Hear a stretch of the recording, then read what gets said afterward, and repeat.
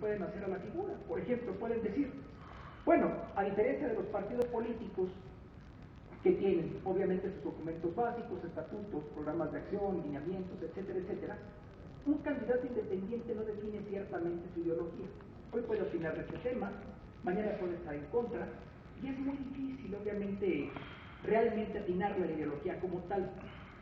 Un candidato independiente igualmente puede no tener la misma permanencia que tiene un partido político. ¿Por qué? Porque puede aparecer en un proceso electoral y al siguiente proceso, evidentemente, desaparecer y no volvemos a saber de él. Es decir, pasa algo muy curioso con esta figura del candidato independiente. Juega o busca romper las reglas del sistema, sin embargo, a final de cuentas, entra dentro del propio sistema como tal. Yo creo o considero precisamente que dentro de esta reflexión que nos arroja la gráfica, podemos derivar que la crítica del mexicano no es al sistema de partidos como tal, o los partidos políticos como tal, sino a la manera en que los partidos políticos precisamente han hecho ejercicio de sus prerrogativas, que es lo que nos trae precisamente a la mesa el día de hoy. Al respecto, bueno, ya se ha comentado precisamente mucho el contenido de las reformas, dos fundamentales, que fue primeramente la reforma del 2012 en materia político-electoral y la recién aprobada reforma del 2014. Simplemente voy a tocar algunos ejes torales de la reforma del 2012 que ya el magistrado y evidentemente el maestro Zorrilla ya tocaron, independientemente de lo que ya se platicó aquí de la permisión precisamente de la candidatura independiente a través de la reforma al artículo 35. Bueno, recordemos que precisamente la reforma 2012 trajo las candidaturas independientes, la iniciativa popular, tomando en consideración el punto 13 del padrón electoral para que se pueda hacer válida como tal, la consulta popular, la iniciativa presidencial preferente, los supuestos que pueden ocurrir ante diversas ausencias del presidente de la República como tal, las nuevas formas en que el presidente puede tomar protesta precisamente ante el Congreso de la Unión o incluso ante la Suprema Corte, la acotación por parte del Senado para que se ratifiquen ciertos nombramientos de funcionarios de primer nivel, la ampliación del plazo para que los diputados puedan aprobar o revisar la cuenta pública, así como precisamente la modificación en la cláusula de gobernabilidad de la Asamblea para equiparar el 8% de sobrerepresentación. Estas fueron las aportaciones de la reforma político-electoral del 2012. Más adelante, precisamente, se nos presenta la reforma político-electoral del 2014, a través de la cual, evidentemente, uno de los ejes torales es la transición que actualmente estamos viviendo de Instituto Federal Electoral a un Instituto Nacional Electoral. Aunado a ello, bueno, pues contempla, como todos sabemos, ya la reelección legislativa federal, concejal y municipal, algunos supuestos en cuanto a nulidad de elecciones, y algunos aspectos que si bien no tienen que ver con materia electoral son por demás relevantes en materia política, como es la transición de la PGR a una Fiscalía General, la posibilidad de constituir el gobierno de coalición por parte del presidente de la República, así como el mover la fecha de toma de protesta del presidente del 1 de diciembre al 1 de octubre, moviendo también con ello evidentemente el inicio de sesiones del Congreso de la Unión. Esos, digamos, que fueron los aportes de las reformas que ya hemos platicado. ¿Qué pasa en cuestión de prerrogativas? Creo que este cuadrito que estamos viendo actualmente complementa precisamente la plática del maestro Zorrilla en cuestión de acceso a radio y televisión. ¿Cómo manejamos el tiempo en el Instituto Federal Electoral? Vamos a meternos un poco a la cuestión práctica. ¿Qué hacemos diario nosotros, como Dirección Ejecutiva de Prerrogativas y Partidos Políticos? Evidentemente con el auxilio de algunos órganos colegiados, para este caso en particular el Comité de Radio y Televisión. Como todos sabemos, en México existen dos tipos de supuestos que transmiten señales de radio y televisión. Por una parte tenemos a los previsionarios, que evidentemente a través de un título de concesión del gobierno mexicano transmiten sus señales. Evidentemente la diferencia con los previsionarios, que es la otra figura, es que los concesionarios persiguen fines comerciales. En cambio, los permisionarios como tales persiguen fines científicos, académicos, educativos, etcétera, etcétera, etcétera.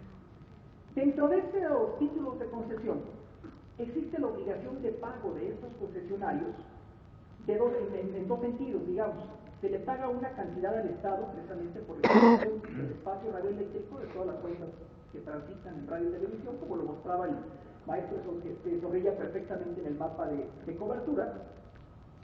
Pero también se le exige al concesionario un pago en especie. ¿A qué se refiere este pago en especie? A que invariablemente, día tras día, cualquier canal de televisión o estación de radio del país tiene que brindarle al Estado como pago en especie la transmisión de 18 minutos diarios. Dentro de esos 18 minutos diarios, precisamente, que es el cuadrito que tenemos aquí, al IFE, fuera de proceso electoral federal, le corresponde administrar el 12% de ese tiempo del Estado. Tomando en consideración que este tiempo estatal son 48 minutos diarios, al IFE le corresponde administrar en cualquier canal de televisión o estación de radio del país 18 minutos diarios, de los cuales 50% se van a los partidos políticos y 50% se van al IFE como tal y a las autoridades electorales. ¿Qué pasa cuando inicia el proceso electoral federal? Bueno, en ese momento, quien lleva la estafeta del tiempo oficial, que es la Dirección General de Radio, Televisión y Cinematografía de la Secretaría de Gobernación, le pasa completamente la estafeta al IFE para que éste a su vez comience a administrar los 48 minutos diarios. ¿De qué manera? Bueno, como pueden ver ahí en este cuadrito, tenemos divididas fundamentalmente 4 etapas, que es la etapa de pre-campaña, de intercampaña, de campaña y la jornada de reflexión y la jornada como tal. ¿Cómo se distribuye? Bueno, ahí les estoy planteando en un primer rubro los 48 minutos de los que platicábamos. Por ejemplo, en la pre-campaña, a los partidos políticos y autoridades electorales les corresponden 18 minutos bajo el supuesto analizado ya por el magistrado Nieto y por el maestro Zorrilla, precisamente del 70% con base en el porcentaje de sus votos en el último proceso y el 30% restante de manera equitativa. Mientras que al Instituto Federal Electoral y a otras autoridades les corresponden 30 minutos. Esto es dentro de la pre-campaña como tal. En la intercampaña, precisamente, únicamente en la etapa de campaña, bajo ese supuesto amarillo, es donde entraría la figura del candidato independiente. ¿Por qué?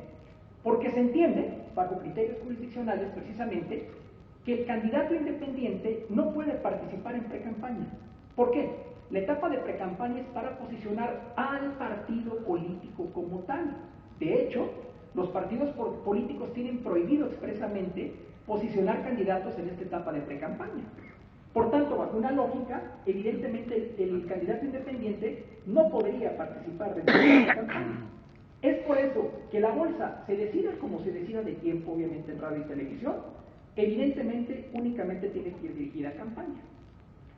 Más adelante vamos a ver una grafiquita, un pequeño diagrama, donde vamos a ¿qué necesitamos regular? Bueno, evidentemente, tomando en consideración ya algunas reflexiones obviamente de los expositores, muy enriquecedoras creo yo, porque no es una crítica destructiva como tal, sino creo que se ha fomentado obviamente el constructivismo. Creo que hay 3 condiciones fundamentales que la legislación secundaria debe contener.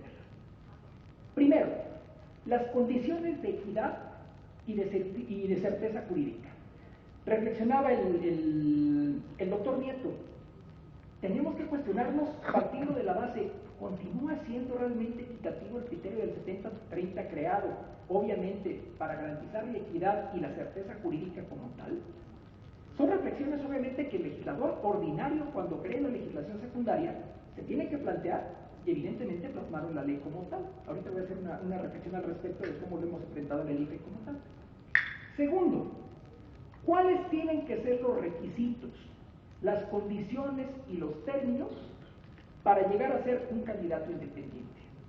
Hoy sabemos que evidentemente cada legislatura o cada estado, entiendo que hasta ahorita hay 7 estados que han legislado al respecto de candidaturas independientes, cada uno con sus bemoles y sus matices particulares.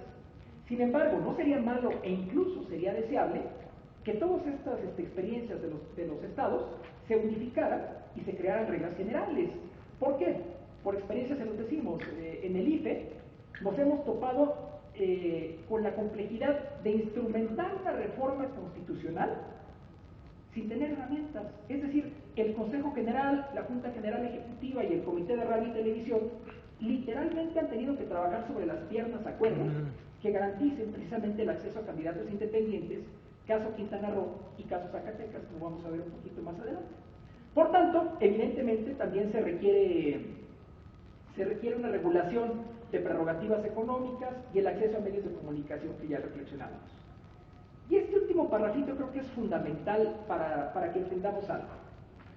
El 9 de agosto se aprueba la primera reforma que platicábamos e inicia su vigencia un día después, es decir, el 10 de agosto. Dentro de los transitorios de esta reforma se obligaba a las entidades federativas y al Distrito Federal a emitir la legislación que regulara de manera obviamente secundaria a las candidaturas independientes. No basta que, creo que no es necesario que seamos matemáticos, ese plazo ya concluyó el 10 de agosto del 2013.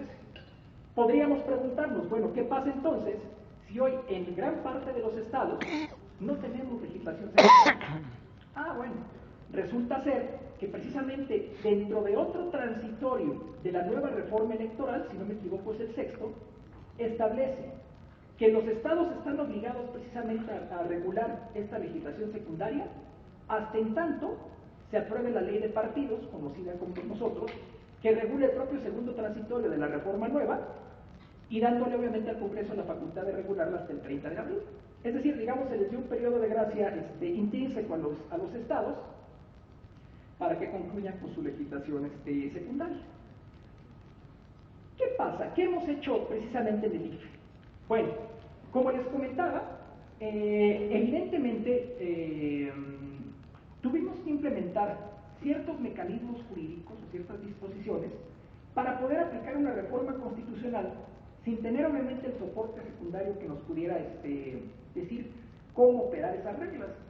En el 2013 celebramos 14 procesos locales: Aguascalientes, Baja California, Chihuahua, Coahuila, Durango, Hidalgo, Oaxaca, Puebla, Quintana Roo, Sinaloa, Tamaulipas, Tlaxcala, Veracruz y Zacatecas. Esos fueron los que implementamos en 2013. Dentro de ellos se encontraban precisamente dos estados que ya contemplaban la figura del candidato independiente, que ya platicaron tanto el macho Zorrilla como el doctor Nieto, que fueron precisamente Zacatecas y Quintana Roo, cada uno con sus características específicas, como vamos a ver un poco más adelante.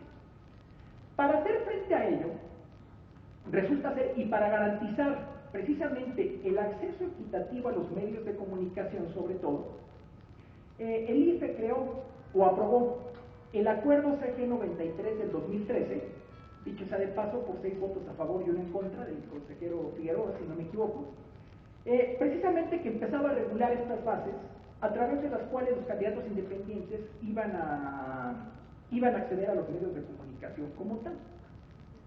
¿Qué pasa con este acuerdo? Bueno, se establecen 4 fundamentos o 4 aspectos fundamentales.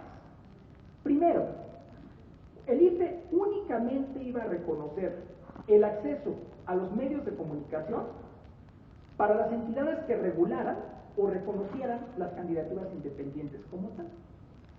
Segundo, muy importante, como ahorita vamos a ver, las autoridades electorales debían entregar el modelo de distribución para elaborar la pauta de transmisión conforme a los criterios de asignación contemplados en cada legislación. Tercero, las autoridades locales fungían como medio para transmitir información entre candidatos independientes y el instituto. Ahorita hago una reflexión respecto a ello expresamente. Y cuarto, las reglas técnicas y de operación de entrega de materiales, clasificación, etcétera, etcétera, que iban a ser iguales tanto a partidos políticos como a los candidatos independientes como tal. Es decir, aquí se rompía un poco el criterio que mencionaba el